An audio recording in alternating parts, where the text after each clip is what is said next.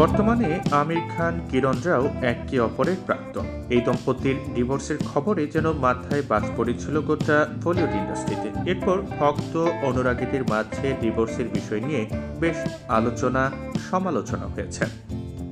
এদিকে সমালোচনায় পাত্তা না দিয়ে বিচ্ছেদের পরও বরাবর বন্ধুত্বপূর্ণ সম্পর্ক বজায় রেখেছেন আমির কিরণ। বলিউডের কোনো হাই প্রোফাইল অনুষ্ঠান হোক বা সিনেমার প্রিমিয়ার, একসঙ্গেই দেখা যায় দুই তারকাকে। এবার সামাজিক যোগাযোগ মাধ্যমে একসঙ্গে ছুটি কাটানোর ছবি দিয়েছেন তারা।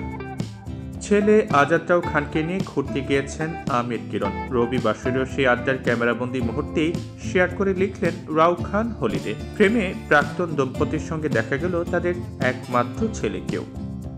তাদের এই ছবি দেখে অনুরাগীরা কমেন্ট বক্সে লিখেছেন, তাহলে কি তাদের ভাঙা বিয়ে জোড়া লাগছে?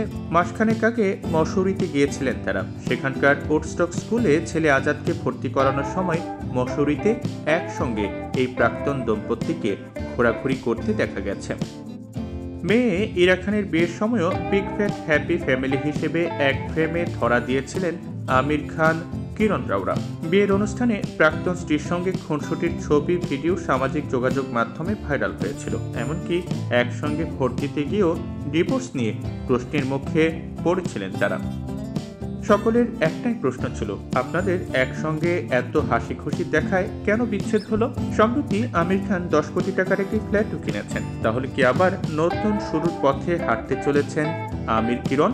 ভক্তদের মাঝে এমন গুঞ্জন শোনা যাচ্ছে।